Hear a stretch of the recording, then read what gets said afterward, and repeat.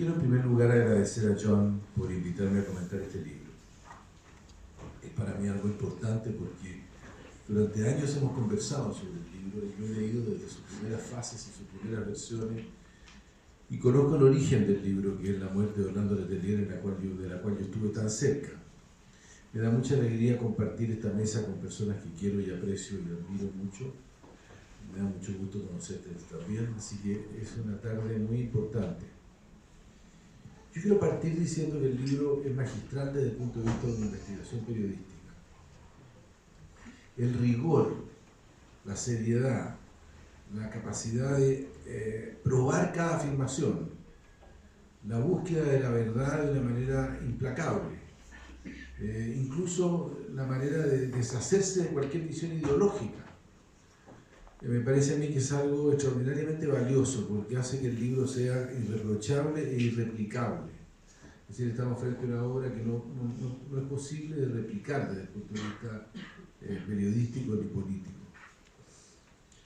Quiero decir también que el libro, como toda obra compleja y que recorre un periodo histórico importante, es un libro que tiene muchas lecturas. Es por una parte, como muy bien ha dicho Isabel, la investigación sobre una serie de crímenes y una organización para cometer asesinatos de políticos y de personalidades del mundo del Cono Sur, en cualquier país donde estuvieran, en la práctica, en cualquier país donde estuvieran. Pero es también un retrato de la relación entre Chile y Estados Unidos, y entre América del Sur y Estados Unidos, entre el Cono Sur y Estados Unidos, que es un retrato muy importante de tener en mente porque la verdad es que es el retrato de la peor época, del peor momento, pero está tan perfectamente delineado que constituye aquello que nunca deberíamos volver a repetir. Y que si bien mi experiencia muestra de que son muchos los norteamericanos, son miles, son centenares de miles los norteamericanos que se solidarizaron con Chile y tuvieron una actitud generosa, abierta, de permanente esfuerzo para descubrir la verdad y para apoyar la verdad frente a estos crímenes, todavía hay mucha gente que tiene una visión algo normalizante del periodo. El propio Kissinger, cuando dice no me pidan juzgar con los ojos de hoy lo que era la situación de la Guerra Fría. No hay posibilidad de hacer juicios morales sobre estos temas porque era otra moral y era otra época. Por lo tanto, creo que eso es algo que naturalmente uno tiene que entender que se da todavía, se da aún, y creo que es necesario que nosotros lo combatamos, y este libro lo enfrenta de una manera muy precisa.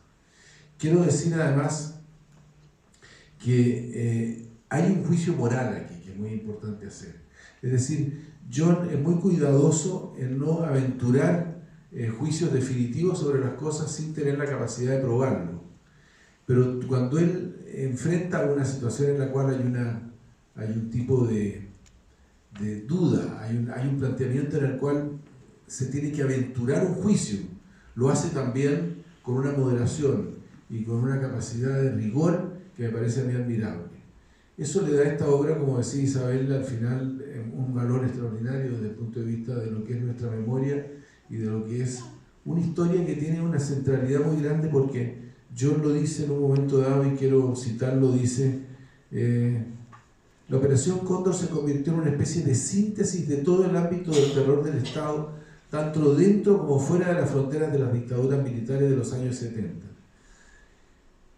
Y luego da una verdad subyacente. El sistema Cóndor simbolizaba la ubicuidad, la crueldad y la impunidad de las dictaduras que ejercían un alcance y control casi universal en Sudamérica. Y lo hicieron con la aprobación tácita y a menudo explícita del país más poderoso del mundo, Estados Unidos. Por lo tanto, a mí me parece que esta permisividad que tuvo Estados Unidos fue un momento histórico que vale la pena caracterizar y que, ya se ha dicho, es algo que no puede ser olvidado. Yo voy a centrar aquí mi comentario por razones obvias. Pido excusas porque le he dado al libro una lectura que no puedo disimular y que es intensamente personal. Estuve demasiado cerca del asesinato de Orlando Letelier, que es donde se origina el esfuerzo y el despliegue de la verdad sobre la Operación Cóndor. Quienes estuvimos ahí en esa época, y hablo de los colegas y los amigos y los familiares de Orlando, nunca podremos contestar exactamente la pregunta sobre qué exactamente supo Estados Unidos sobre la preparación del crimen de Letelier. Y por lo tanto, hasta qué punto este podría haberse evitado. Nadie se ha acercado igual que John Dinges a la respuesta a la pregunta, y su respuesta es clara desde el título del capítulo en adelante: un asesinato que pudo haberse evitado. ¿Por qué pudo haberse evitado? Voy a decirles lo que el libro muestra sobre por qué esto se podría haber evitado. Primero, porque Kissinger sabía desde su conversación con Pinochet de junio de 1976 la obsesión que el dictador tenía con Orlando Letelier y con Gabriel Valdés como sus enemigos principales en Estados Unidos. Yo no sé si ustedes han tenido oportunidad de leer la conversación entre Kissinger y Pinochet, pero es algo que vale muchísimo la pena. Está en el internet, es fácil de encontrar, es cuestión de escribir Pinochet, Kissinger y aparece la conversación en detalle. Son las notas que tomó un subsecretario de Estado, entiendo que era William Rogers, sobre lo que conversaron.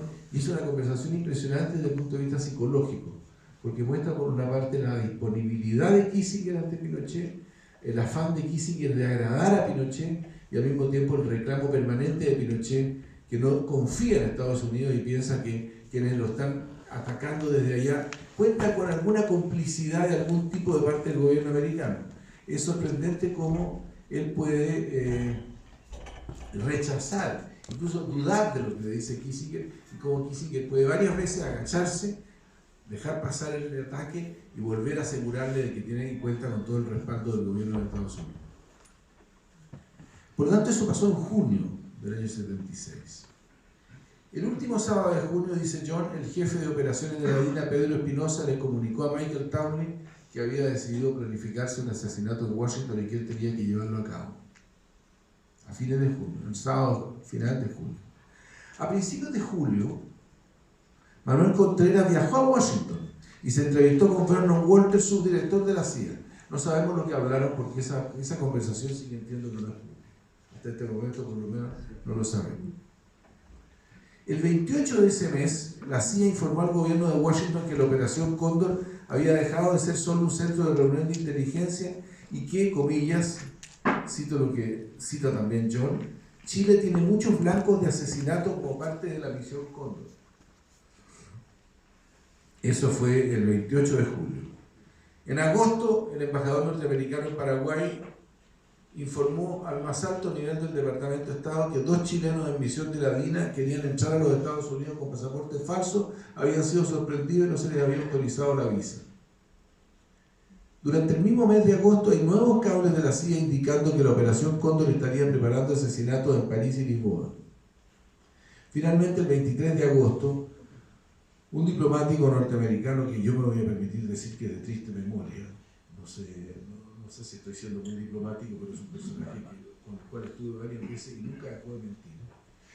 Tras larga negociación con el equipo de Kissinger, lanza el famoso cable conocido como la démarche, en la cual se instruye a los embajadores en Buenos Aires, Montevideo, Santiago, La Paz, Brasilia y Asunción, es decir, todos los países de la Operación Cóndor, que manifiesten ante, comillas, el funcionario adecuado de más alto rango, en lo posible el jefe de Estado, la profunda preocupación ante los rumores que la Operación Cóndor planearía asesinatos de, comillas, subversivos políticos y destacadas figuras tanto en los países del Cono Sur como en el extranjero.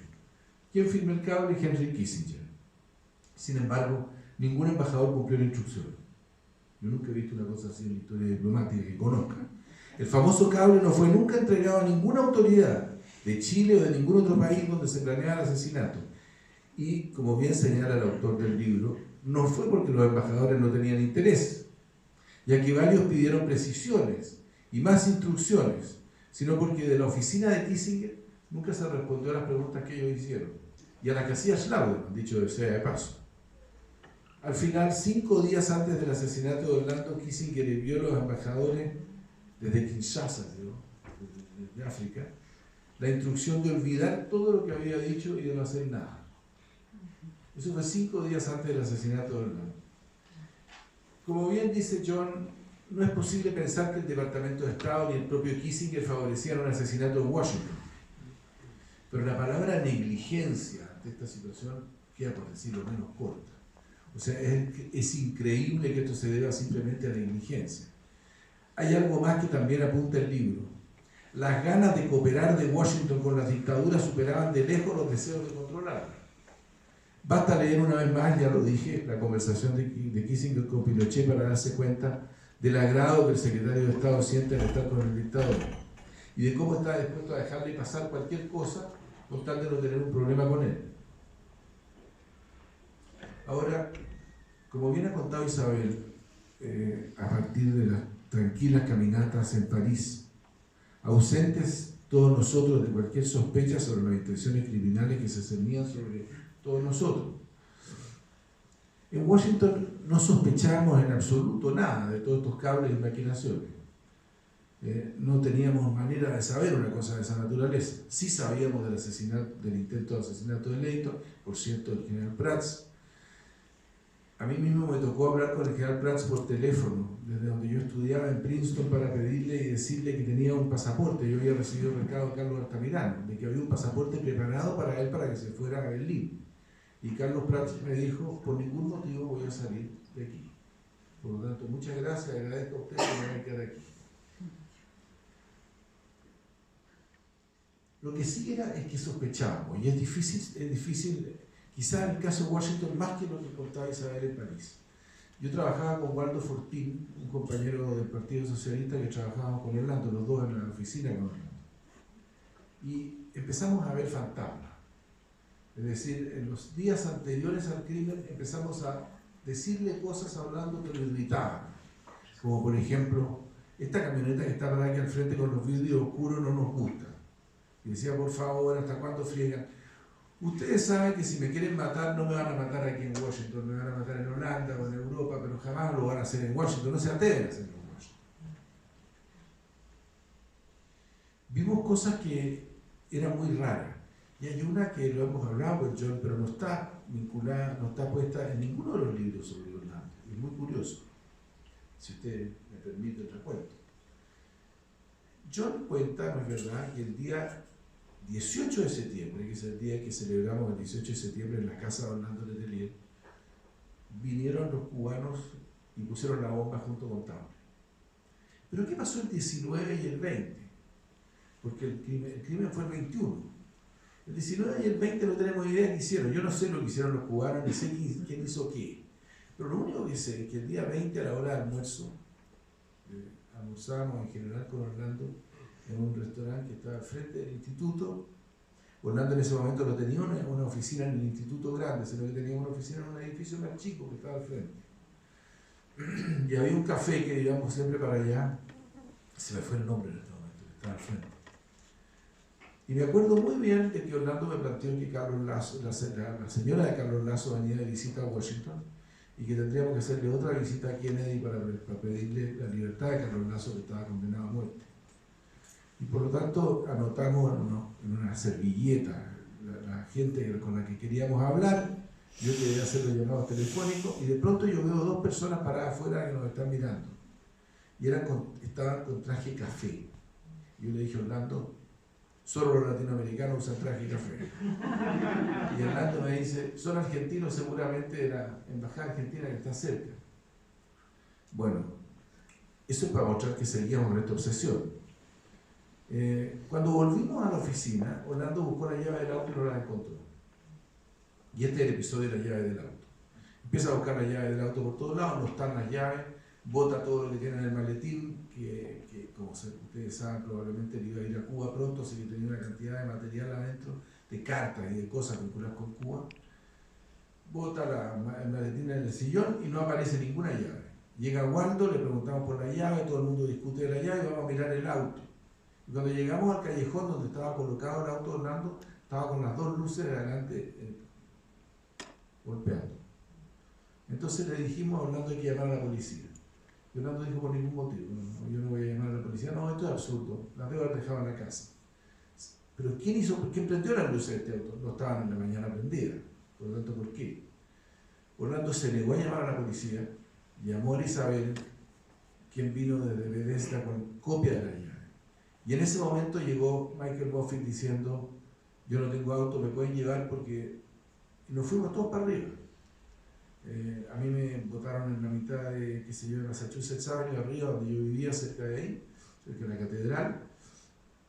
Y Orlando siguió con Michael y con Ronnie Moffitt en el auto. Iba la bomba adentro, ya estaba puesta la bomba. Ninguno de nosotros se le podía ocurrir, por cierto. Y en segundo lugar, sí estábamos un poco amostazados con esta historia que Orlando se negaba a tomar en serio cualquiera de las cosas que le amenazaban, o que parecían amenazantes. Nunca se supo qué pasó con el auto ni qué pasó con la llave. Las llaves no aparecieron más. Y yo, la investigación del FBI no dio resultados porque en realidad estaba cerrado. No había cómo estudiar eso. No sé si los cubanos, entiendo que ya se habían ido. No, los cubanos estaban ahí, el que se había ido era Townley, a esa altura. Cuento esto para contar un poco el ambiente que había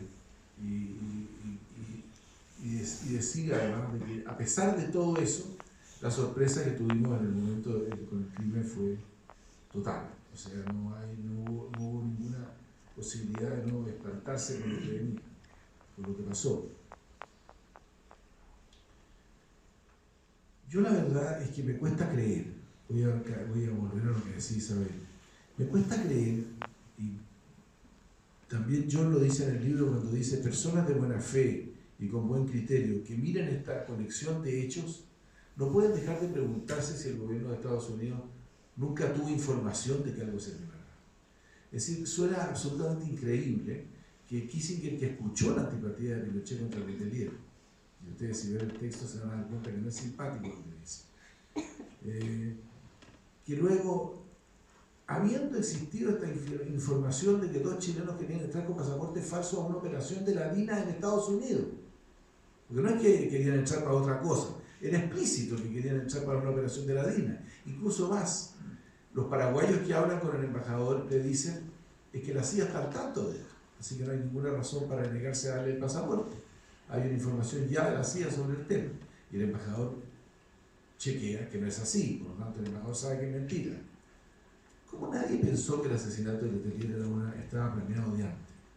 John cuenta que el ambiente en el Departamento de Estado al inicio fue decir, la DINA mató a Letelier, y eso fue lo que reaccionaron varios diplomáticos en el momento que lo supieron. Pero también es cierto que en los días que siguieron hubo una campaña de desinformación brutal que transformó a todos nosotros, los chilenos que trabajamos con Orlando, en los culpables del asunto. O sea, se llegó a decir, a mí me preguntaron en un interrogatorio si dirigentes chilenos, políticos chilenos habían matado a Letelier porque los cubanos les habían quitado la plata. Entonces querían vengarse de Letelier. A mí me lo preguntaron formalmente, con nombre y apellido.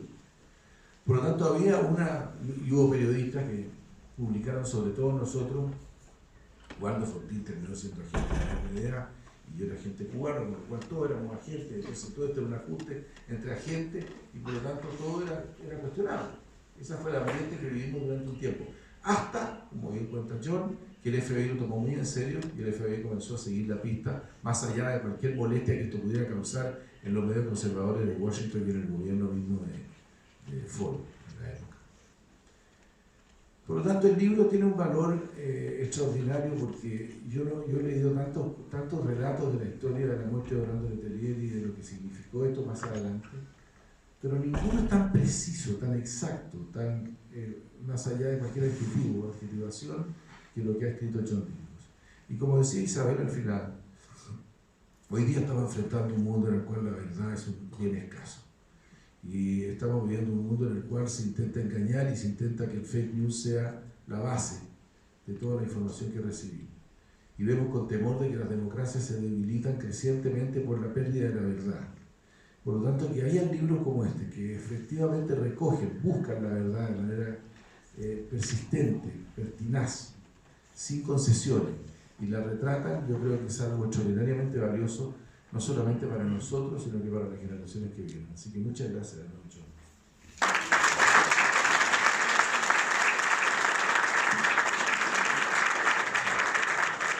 Muchas gracias, embajador.